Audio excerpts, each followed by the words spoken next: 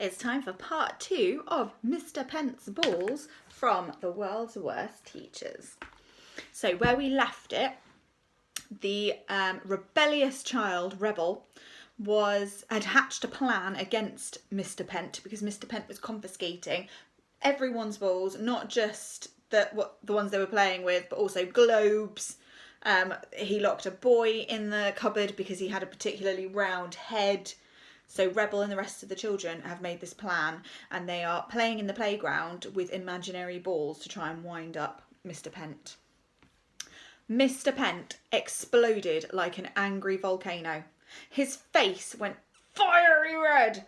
Steam came out of his ears. His eyes boiled in his head. Balls, balls, balls, balls! He kept shouting over and over again before he managed to bellow, "What is the meaning of this?" "What's the meaning of what, sir?" asked Rebel innocently as she sidled up to him. "The entire school is playing with..." He could barely bring himself to say the B word. "Balls!" "I know, Mr Pent, sir. It is absolutely terrible that everyone would disregard your rules." I know. Can they not read the signs? There, and there. The teacher began maniacally pointing at the hundreds of signs he was putting up all over the playground. Balls are forbidden. No balls. How many times do you need to be told? Absolutely no balls. "Maybe you need to put up more signs, sir," suggested Rebel with a smirk. No, he thundered. "These nasty little wretches have seen my signs. It's just that today I can't spot a single ball. Balls!" You what, sir?" Rebel did her best look of incredulity. "Where are the balls?" "You mean to say you can't see any?" she asked, mock innocently. "No!" he boomed. "That's very strange, because there are balls absolutely everywhere, sir." "Balls where?" he demanded. "Look, sir, there's one," she said, pointing at nothing. Pent's piercing eyes followed her finger. "I can't see any balls." "And another, and another, and another." "Balls, where?" There, and there," she replied. "The balls are just going so fast they're a bit of a blur. If you chase after them, I'm sure you'll catch one." Mr Pent passed his leather briefcase to the girl and took a deep breath. "Hold this," he ordered. "With pleasure, sir." The teacher then began charging around the playground, bellowing, "Balls!"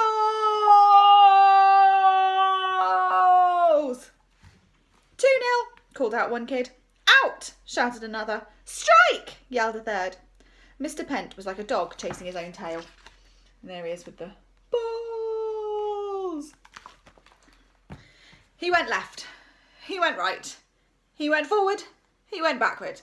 He spun round and round in circles. He even leapt into the air to intercept an imaginary ball. Huh! Then slid to the ground to stop another from rolling. Oof! He leapt onto a ping-pong table to stop a third. Ah!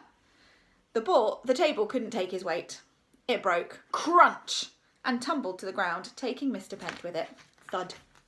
Now he was rolling around on the ground. "Balls, balls, balls, balls, balls!" he began muttering to himself over and over as if he'd gone bananas.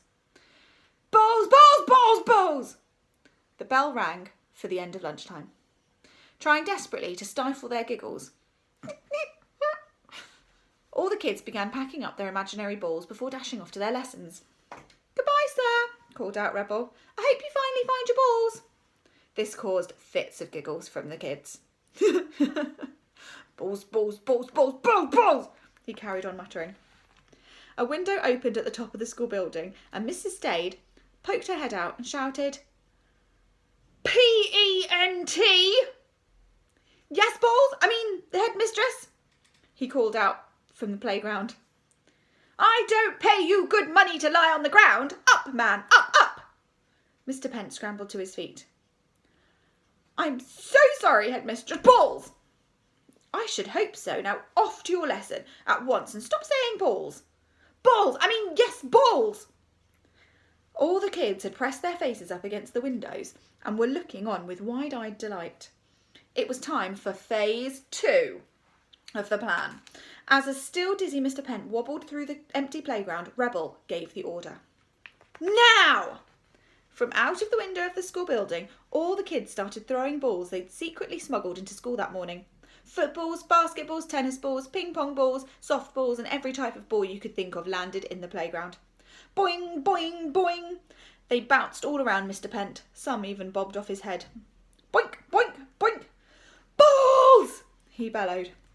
Mr Pent thought he might be seeing things as he reached out to grab them. Balls, balls, balls, balls, balls, balls, balls, balls! He caught some in his hand, but there were far too many for him to hold. With a look of glee on his face, he began stuffing the balls about his person. Footballs were squeezed down his trousers, tennis balls up his jumper, cricket balls under his arms, a basketball under his chin, and a dozen ping-pong balls in his mouth. Looking as if he'd been inflated, Mr Pent waddled across the playground. Balls, balls, balls, balls, balls, balls, balls, balls, balls, balls, he kept repeating to himself as he hurried into the school building. The teacher was, of course, heading to his special cupboard where he kept all the confiscated balls under lock and key. The cupboard was already jam-packed with balls, and poor round-headed Roland, who was still stuffed in there.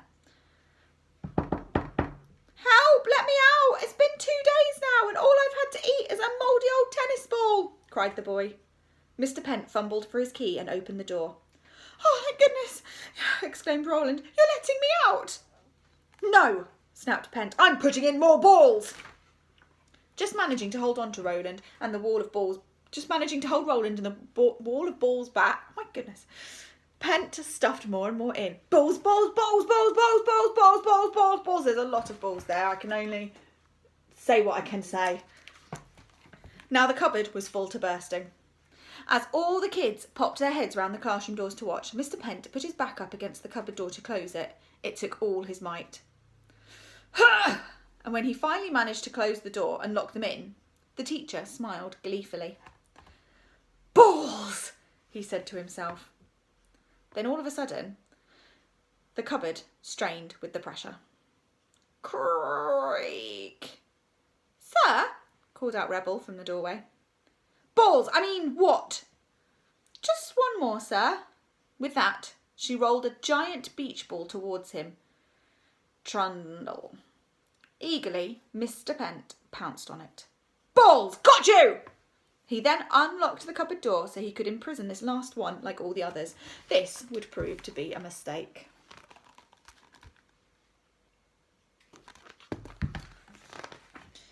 As soon as he unlocked the door, thousands of balls, and Roland, burst out. Boom! They tumbled down the corridor.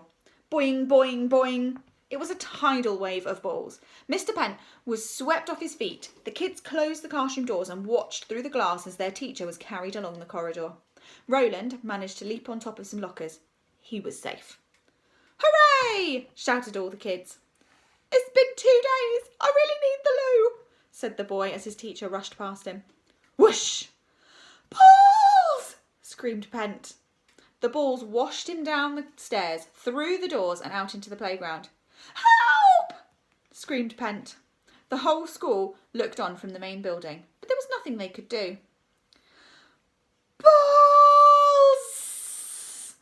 Bawled Mr Pent as he was swept out through the school gates. He rolled down the road and all the way out of town. The balls rolled into the distance, taking Mr Pent with them. Page full of balls there, and then there's Mr Pent being carried away. The maths teacher was never seen again. From that day on, the pupils at St Aub's were happy that they could play all the ball games they liked, but they also felt sad. Why? Because they really missed winding up their teacher. After all, why else do you go to school? That's the end of Mr Pent's balls. Okay, so next chapter will be after half term now, so a couple of weeks, and we've got the world's worst teachers continuing. All right, bye.